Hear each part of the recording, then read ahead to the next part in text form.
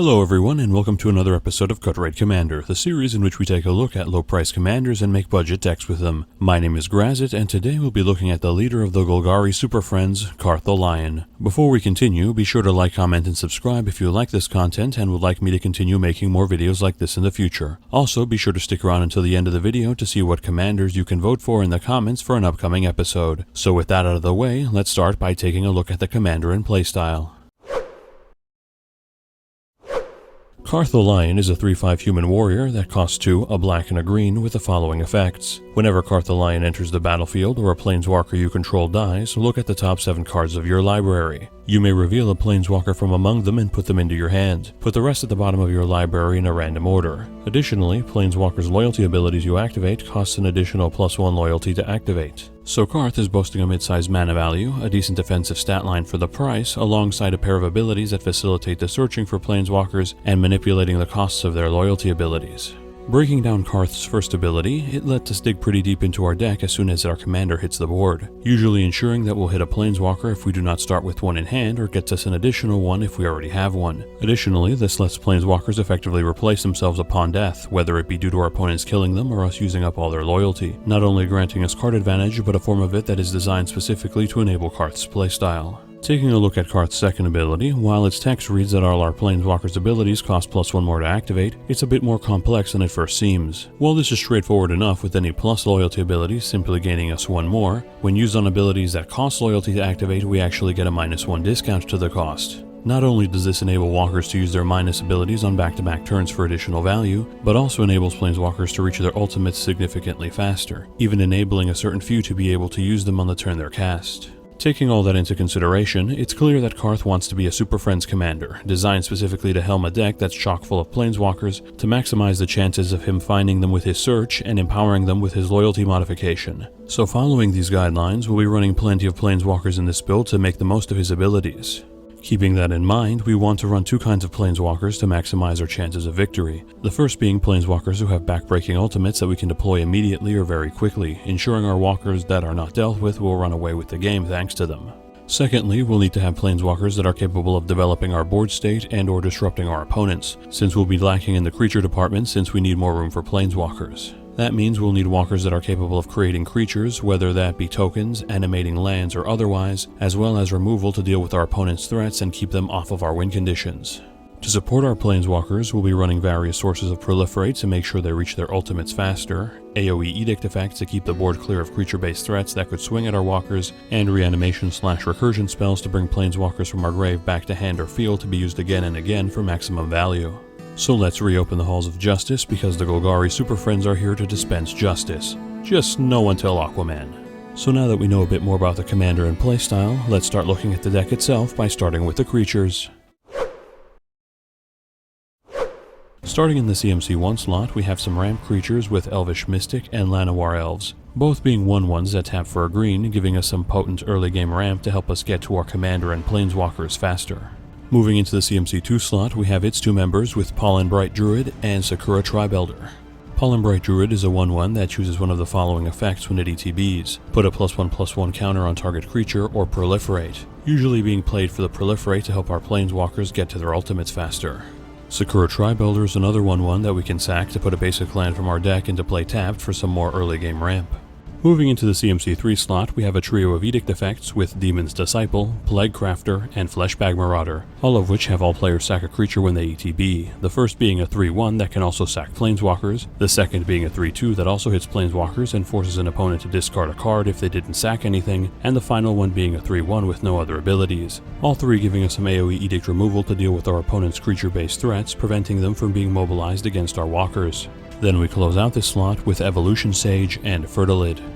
Evolution Sage is a 3/2 that proliferates anytime we play a land, providing us an ample amount of growth for our walkers by just making our land drops for turn. Fertilid is a 0/0 that comes into play with 2 +1/+1 counters, and we can pay 1 and a green to remove a counter from it to put a basic land from our deck into play tapped, making it a ramp piece that can benefit from our proliferation effects to ramp us further. The CMC4 slot is up next with its 3 members, Urban Daggertooth, Golgari Findbroker, and Storev Devkaran Lich. Urban Daggertooth is a 4/3 with Vigilance that proliferates every time it's dealt damage, making it a decent source of growth for our planeswalkers as it blocks or gets blocked. Golgari Findbroker is a 3/4 that returns a permanent from our grave back to hand when it ETBs, providing us a means to get our used up planeswalkers back to hand on a decently sized body for further blocking. Storev is a 5/4 trampler that returns creatures or planeswalkers from the grave back to hand whenever it deals combat damage to a player, providing it wasn't put there this combat, making it a repeatable source of planeswalker recursion for us thanks to its high power and trample. Finally, we get to the CMC 5 slot and our last creature, Vengeful Pharaoh, a 5/4 Death Toucher that, so long as it's in the graveyard and either we or a planeswalker we control is dealt combat damage, we can destroy an attacking creature and then put this card on top of our library, giving us a decently statted body that can serve as a deterrent for our opponents from attacking either us or our planeswalkers while both on the field and in the grave. And that covers all our creatures, so let's move on to our instance. Skipping to the CMC 2 slot, we have Wilt, which destroys target artifact or enchantment, and we can cycle for 2, serving as back row removal when we need it, or a cantrip when we don't for good flexibility. Moving into the CMC 3 slot, we have our last 3 instants with Beast Within, Corrosive Grip, and Putrefy. Beast Within destroys target permanent at the cost of giving its controller a 3/3 token, providing us with a staple removal spell that deals with a variety of threats, with only a minor downside. Corrosive Grip destroys an artifact or enchantment and has split second, preventing it from being reacted to for a potent form of disruption that can't be stopped. Putrefy destroys target artifact or creature and prevents it from being regenerated, again serving as a flexible removal option with upside against regenerating targets. That covers all our instants, so let's move on to our sorceries. The CMC 1 slot starts us off with a single entry, Confront the Past, an X spell that either lets us return a planeswalker with CMC X or less from our grave to play, or removes twice X loyalty from an opponent's planeswalker, serving as a good way to reanimate our walkers or deal with our opponents. Moving into the CMC 2 slot, we'll begin with some black spells with Aid the Fallen, Sign in Blood, and Damnable Pact. Aid the Fallen returns a creature and or planeswalker from the grave to hand, serving as a handy way to recur resources from the bin. Sign in Blood has target player draw 2 cards and lose 2 life for some decent draw that we can occasionally turn into some extra reach to close out a game. Damnable Pact is an X spell that has target player draw X cards and lose X life, making it the bigger brother of Sign in Blood for even more cards or life loss if we have the mana. Then our last black spell in this slot is the Elder Spell, which destroys any number of target planeswalkers, then lets us choose a planeswalker to put 2 loyalty on for each planeswalker destroyed this way, giving us a very potent means of dealing with any walkers our opponents may have, or even cannibalizing our own walkers to make sure we can ultimate a walker of our own immediately. Moving on to some green spells, we have Rampant Growth, Smell Fear, and Kamal's Druidic Vow. Rampant Growth puts a basic land from our deck into play tapped for some no-nonsense green land ramp. Smell Fear proliferates, then has target creature we control fight another creature we don't control, giving us a serviceable fight effect that grows all our planeswalkers as a bonus. Kamal's Druidic Vow is a legendary X spell that has us reveal X cards from the top of our deck, then lets us put any lands and or legendaries with CMC X or less onto the field, generating us not only ramp, but a means to cheat out further planeswalkers in our deck for free. And while it does require us to have a legendary creature or planeswalker in play to cast, we should have no issue with this thanks to the volume of walkers rerun as well as our commander. Finally, our last spell in this slot is Deadly Brew, which has each player sacrifice a creature or planeswalker. Then, if we sack a permanent this way, we can return another permanent from our grave to our hand, serving as both a way to further keep the board clear of creatures and to recur planeswalkers from our bin to be used again. Moving on to the CMC 3 slot, we'll start off with some ramp spells with Cultivate, Kodama's Reach, and Nissa's Pilgrimage, all 3 of which search our deck for 2 lands, putting 1 into play tapped and the rest into our hand. The first 2 searching basics, and the last one searching specifically basic forests, but having spell mastery to search up to 3 basic forests if we have 2 or more instants or sorceries in our grave as we cast it, all 3 providing us with some excellent ramp to get our walkers into play that much faster. Up next are the last 2 spells in this slot with Funeral Rites and Read the Bones, both of which draw us 2 cards and loses 2 life, the former milling us for 2 afterwards for some graveyard setup, and the latter scrying before the draw for some card selection, both of them giving us some card advantage with upside. Reaching the CMC 4 slot, we have a trio of entries with Ambition's Cost, Harmonize, and Settle the Score. Ambition's Cost and Harmonize both draw us 3 cards, though the former does also lose us 3 life, both again being staple card draw for us in our colors. Settle the Score exiles a creature and puts 2 loyalty counters on a planeswalker we control, serving as some decent exile-based removal and another way to put loyalty on walkers to have them ult out of nowhere. The CMC 5 slot is up next with its single entry, Yawgmoth's Vile Offering, a legendary spell that reanimates up to one creature or planeswalker from any graveyard, then destroys up to one target creature or planeswalker, exiling itself when it does so, serving the dual purpose of removal and reanimation, either for our planeswalkers or even our opponent's creatures or walkers if necessary. 2 entries are up next in the CMC 6 slot with the Deadly Tempest and Command the Dreadhorde. Deadly Tempest destroys all creatures and has each player lose life equal to the amount of creatures lost this way, making it an effective way to regain control of the board and being incredibly effective against go-wide strategies. Command the Dreadhorde has us choose any number of creatures or planeswalkers from any graves and reanimate them under our control at the cost of paying life equal to their combined CMCs, this time giving us a mass reanimation spell to recur multiples of our walkers back or even our opponent's creatures or walkers if needed, provided we have the life to burn. Finally, coming to the CMC 7 slot and our last sorcery, we have Plane-Wide Celebration, which has us choose 4 of the following effects, each mode being able to be chosen more than once. Create a 2/2 citizen that's all colors, return a permanent from our grave to our hand, proliferate, or gain 4 life, which will usually be selecting proliferate 4 times for the extra loyalty on our walkers, but can be used to recur cards from the grave, establish a board state, or gain us life in a pinch. That's it for our sorceries, so let's move on to our enchantments. The CMC 1 slot has 2 entrants with Font of Fertility and Kaya's Ghost Form.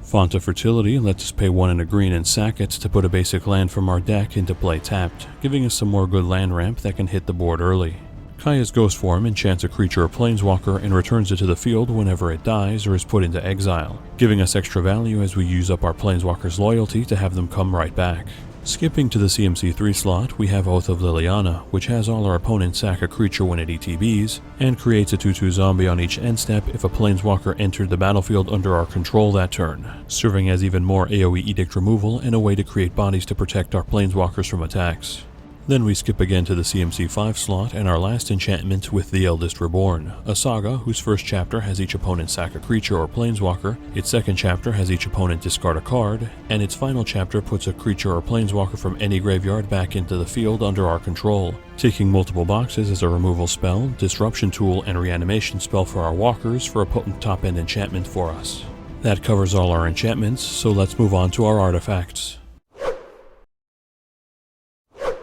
Moving right into the CMC 2 slot, we have Contagion Clasp, which puts a -1/-1 counter on target creature when it ETBs, and we can pay 4 and tap it to proliferate, giving us a small amount of creature removal early and a way to pump all our planeswalkers' loyalty later for some decent utility.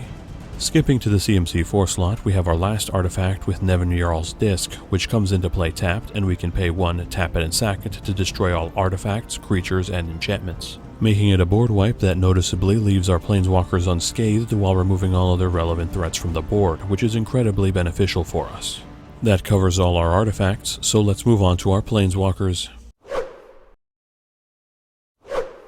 Beginning in the CMC 3 slot, we'll start off with the Dariel Rogue Shadow Mage, Jiang Yangu Wildcrafter, and Nissa Voice of Zendikar. Davriel comes into play with 3 loyalty, has a static ability that burns an opponent for 2 on their upkeep if they have 1 or fewer cards in hand, and whose -1 has target player discard a card, being mostly played because he's a low CMC walker, but notably will never run out of loyalty with his ability alongside our commander for some decent hand disruption until dealt with. Jiang Yangu also comes into play with 3 loyalty, grants all creatures we control with a +1/+1 counter the ability to tap for a mana of any color, and whose -1 puts a +1/+1 counter on target creature, providing us a means to create mana dorks and to distribute +1/+1 counters to benefit from our proliferation effects, while again never running out of loyalty on his own alongside our commander. Nissa is our first proper planeswalker, coming into play with 3 loyalty. Her +1 creates a 0/1 plant token, her -2 puts a +1/+1 counter on each creature we control, and her -7 draws us X cards and gains us X life, X being equal to the number of lands we control, giving us a nice combination of blocker creation, distributing +1/+1 counters for further proliferation synergies, and an ultimate that, while not backbreaking, does replenish our hands and our life for some decent value. Moving into the CMC 4 slot, we have a trio of Garriks with Garruk Relentless, Garruk Unleashed, and Garruk Wildspeaker. Garruk Relentless comes into play with 3 loyalty and has a static ability that transforms him if he ever has 2 or less loyalty. Then he has 2 -0 abilities, the first having him deal 3 damage to a creature and the creature dealing its power and damage back to him, while the other creates a 2/2 wolf, giving us some serviceable creature removal and token creation on his front face. When transformed, he becomes Garruk the Veil-Cursed, whose +1 creates a 1/1 wolf with Death Touch, his -1 sacking a creature to tutor another creature from our deck to hand, and whose -3 grants all our creatures trample and +X/+X, X being equal to the amount of creatures we have in our graveyard until end of turn. His backface now giving us even more potent blockers, a repeatable creature tutor, and an overrun style effect to help us close out games. Garruk Unleashed comes into play with 4 loyalty, his +1 granting up to 1 creature +3/+3 in trample, his -2 creating a 3/3 beast token and gaining him a loyalty if someone controls more creatures than we do, and his -7 giving us an emblem that searches our deck for a creature on our end step, allowing us to put it into play for free, granting us a good pump effect, creature token creation that's effectively free alongside our commander if we're behind on creatures, and a powerful cheat into play effect for our creatures if we can get there. Garruk Wildspeaker comes into play with 3 loyalty, his +1 untapping 2 lands, his -1 putting a 3/3 beast token into play, and whose -4 grants all our creatures trample and +3/+3 until end of turn, giving us some ramp in token creation, but more importantly, an immediate ult alongside our commander for an overrun style effect out of nowhere if needed. Some Golgari Planeswalkers are up next, with Nissa of Shadowed Boughs, Vraska Golgari Queen, and Vraska Swarm's Eminence. This version of Nissa comes into play with 4 loyalty and a landfall ability that gains her loyalty counter whenever we have a land ETB under our control. Her +1 untaps a land and we may have it turn into a 3/3 with haste and menace until end of turn, while her -5 puts a creature from our hand or grave with CMC equal to or less than our lands into play with 2 +1/+1 counters on it, providing us with some ramp or creature creation if we need it, alongside another turn 1 ult to cheat a creature from our hand into play or reanimate it from our grave while pumping them as a bonus. Vraska Golgari Queen also comes into play with 4 loyalty, her +2 giving us the option to sack a permanent to gain a life and draw a card, her -3 destroying a non-land permanent of CMC 3 or less, and her -9 giving us an emblem that causes a player to lose the game if we deal combat damage to them, providing us card advantage by sacking our tokens or unwanted planeswalkers, a decent removal option for low CMC threats, and a backbreaking ult to win games quickly if achieved. Vraska Swarm's Eminence comes into play with 5 loyalty and a static ability that has our Death Touch creatures gain a +1/+1 counter whenever they deal damage to a player or planeswalker. Then her -2 creates a 1/1 Death Toucher that also destroys a planeswalker when it deals damage to it, generating potent deterrence for our opponent's attacks with some upside in dealing with our opponent's planeswalkers. Last in this slot we have Liliana, Waker of the Dead, who comes into play with 4 loyalty, her +1 having each player discard a card and dealing 3 damage to anyone who cannot, her -3 granting a creature -X/-X, X being equal to the number of cards we have in our graveyard,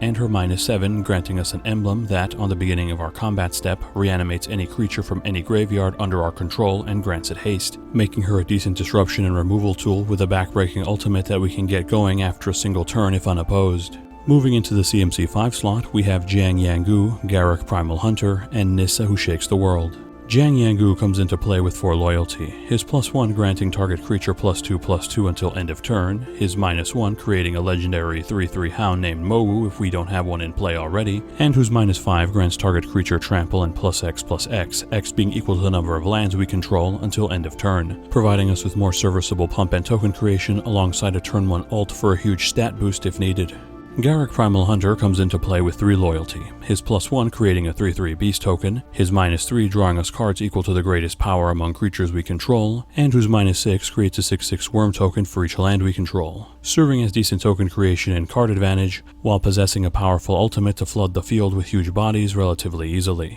Nissa Who Shakes the World comes into play with 5 loyalty and the static ability that has all our forests tap for an additional green mana. Her +1 puts 3 +1/+1 counters on target non-creature land we control, untapping it and turning it into a 0/0 elemental with vigilance and haste that's still a land, while her -8 gives us an emblem that makes all our lands indestructible and puts any number of forests from our deck into play tapped, providing us a massive amount of ramp by doubling up our forest's mana production, turning said forests into creatures when needed, and having an ultimate that, while it may not win the game outright, does ramp us massively and thin our deck out significantly to help us win that much easier. The latter half of this slot then brings us Ob-Nixilis the Hate-Twisted, Ob-Nixilis Reignited, and Vraska the Unseen. Ob-Nixilis the Hate-Twisted comes into play with 5 loyalty, possesses a static ability that deals 1 damage to our opponents whenever they draw a card, and whose -2 destroys a creature and draws its controller 2 cards, generating passive burn so long as he sticks around, alongside another means to turn our tokens into draw, or if we're desperate, to use him as removal instead and burn by granting our opponents those cards instead.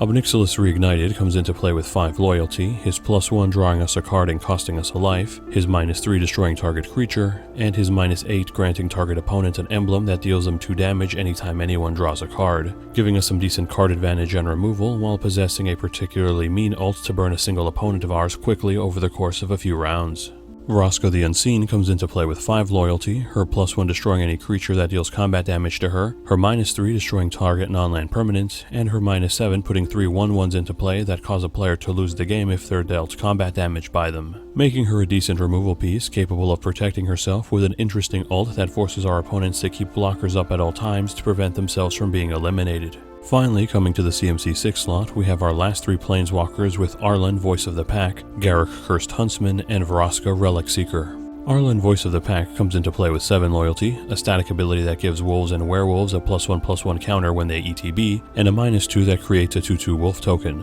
giving us some additional token creation and occasionally supporting our wolves created by other sources. Speaking of which, Garruk Cursed Huntsman comes into play with 5 loyalty, his -0 creating 2 2/2 wolf tokens that have whenever this creature dies put a loyalty counter on each Garruk we control, his -3 destroying target creature and drawing us a card, and his -6 giving us an emblem that gives all our creatures +3/+3 in trample. Creating us tokens that support all our Garruks, a serviceable removal option with card draw attached, and a powerful turn 1 ult that gives us a permanent overrun effect for the remainder of the game. Finally, Vraska Relic Seeker comes into play with 6 loyalty, her +2 creating a 2/2 pirate with menace, her -3 destroying an artifact, creature, or enchantment and creating us a treasure, and her -10 reducing a player's life total to 1, again providing us with more token generation and removal alongside a powerful single target ult that more or less removes a player from the game. That covers all our Planeswalkers, so let's move on to our land base. Starting with our mana lands, we have Command Tower, which taps for any color in our commander's color identity, Llanowar Wastes, which taps for colorless or either of our colors if we take a damage, Tainted Wood, which taps for a colorless or either of our colors if we control a swamp, Temple of Malady, which comes into play tapped, taps for either of our colors and scries 1 when it ETBs, Witherbloom Campus, which comes into play tapped, taps for either of our colors and we can pay 4 and tap it to scry 1, and finally Evolving Wilds and Terramorphic Expanse, both of which we can tap and sack to put a basic land from our deck into play tapped. For our utility lands, we're running Bojuka Bog, Ghost Quarter, and Interplanar Beacon. Bojuka Bog comes into play tapped, taps for a black, and exiles target opponent's graveyard when it ETBs, giving us some powerful graveyard hate in our land slot. Ghost Quarter taps for a colorless, and we can tap it and sack it to destroy target land, giving its controller a basic from their deck to replace it, making it a good source of spot removal for our opponent's utility lands. Interplanar Beacon gains us a life whenever we cast a Planeswalker spell and taps for a colorless, or we can pay 1 and tap it to generate 2 mana of different colors that we can only use to cast Planeswalker spells, giving us some incidental life gain and some ramp for our Planeswalkers. Lastly, we're running 13 Swamps and 13 Forests as our basics to fill out our land base. So now that we've covered all the cards in this deck, let's take a look at this deck's breakdown. This deck currently has 14 creatures including the Commander, 4 instants, 21 sorceries, 4 enchantments, 2 artifacts, 19 planeswalkers, and 36 lands. Looking at the stats that matter to our game plan, we have 13 planeswalkers capable of putting creatures into play, 8 planeswalkers with removal effects, 7 cards that care about planeswalkers, and 6 cards that can proliferate, giving us plenty of planeswalkers that are capable of establishing a board state for us despite our deck's low creature count and remove threats themselves, while having a decent amount of cards that allow us to support our planeswalker heavy playstyle and help them grow in the process. For general deck stats, we have 15 ramp sources, 11 card draw sources, 21 targeted removal sources, and 3 board wipes. Our targeted removal suite being quite high mainly due to our walkers' built-in removal options, but still being welcome to help protect our walkers while our ramp, draw, and board wipes fall within normal parameters. Looking at our mana curve, we have 5 1-drops, 12 2-drops, 17 3-drops, 15 4-drops, 9 5-drops, 5 6-drops, and 1 7-drop, giving us a mid-range curve that allows us to ramp heavily early to get our commander out quickly and establish other payoffs, allowing us to play our planeswalkers in the mid to late game for maximum value. Currently, this deck is valued at $65.49, not counting the price of basic lands or shipping. This price was calculated by using the cheapest listed marketplace price on TCG Player at the time of this recording. For some side grades, there are some additional planeswalkers that warrant consideration. Liliana Death's Majesty, for example, gives us additional token creation and graveyard setup, creature reanimation, and a board wipe, all of which are useful for our game plan. Ugin the Ineffable gives us more token creation that turns into card advantage as said tokens are removed, alongside some potent permanent removal. And finally, Nissa Worldwaker gives us some more creatures by turning our lands into 4/4s or giving us some big ramp by untapping up to 4 forests every turn. More cards that care about Planeswalkers would also be worth considering. Reiki History of Kamigawa is a potent source of card draw for us as we play our Planeswalkers or Commander. Oath of Nissa lets us dig through our deck early for lands, creatures, or Planeswalkers and fixes our mana for casting Planeswalker spells. And Pernicious Deed is another board wipe that dodges all our Planeswalkers to help us deal with our opponent's board states. Finally, Karn's Bastion should be included if we can find space for it within the budget, as it's a superb proliferation piece in the land slot to help power up our Planeswalkers further. For upgrades, we have plenty of Planeswalkers that we can slot in. Nissa Vital Force is a spectacular turn 1 ult to draw us cards for the rest of the game. Garruk Apex Predator is a great source of removal and token generation, as well as sporting another ult that's an overrun style effect. Liliana Vess comes with a repeatable demonic tutor effect and a mass reanimation ult that affects all graveyards. And finally, Tevish Zot, Doom of Fools, is also good for establishing more board presence, sacrificing Planeswalkers or tokens for card advantage, and possesses another game warping ultimate that hamstrings all our opponents by stealing their commanders regardless of whether they're in play or in the command zone. For some support pieces, the Chain Veil is a great way to get multiple activations from our Planeswalker's loyalty abilities if we have the mana. Vorinclex Monstrous Raider and Doubling Season are great support pieces as well, having our Planeswalkers enter the battlefield with double their amount of loyalty, and almost guaranteeing that they'll be able to ult immediately when cast. Finally, we may want to consider Liliana Dreadhorde General for its decent token generation, edict effect, card draw, and backbreaking ultimate. But if you find her style somewhat lacking, you can instead have the stained glass version of it for triple the price, or if you're a true connoisseur, you can go for the Japanese foil pre-release art that's roughly the cost of a used car. Better get that one double-sleeved. Thanks everyone for sticking around until the end of the video. Again, it seems that every week I come back to thank my subs, and it seems to be happening again this time since we've blown past the 550 sub mark and we've cracked 600 subs for the channel. Again, thank you for all your support. This channel's been growing thanks to all of you, and I could not be more appreciative of that. Moving on to the votes, it looks like Piru the Volatile took this week's poll as the winner, as voted by Adam Kaiser, Chris Hogan, Elias Botchko, Johnny Billick, Carter, One Trick of Annie, Robert Wentz, Smart Dude 199020009, and The Line Guy. Now, since we won't have too much time before Adventures in the Forgotten Realms is released, I thought we could shake up the polls with a couple of higher priced commanders that some of you may want to see. So this next lineup will be featuring Garth One-Eye, Grist the Hunger Tide, and Chatterfang Squirrel General. Let me know in the comments which of these three you would like to see an upcoming video on. And with that, have a good one folks, and stay safe.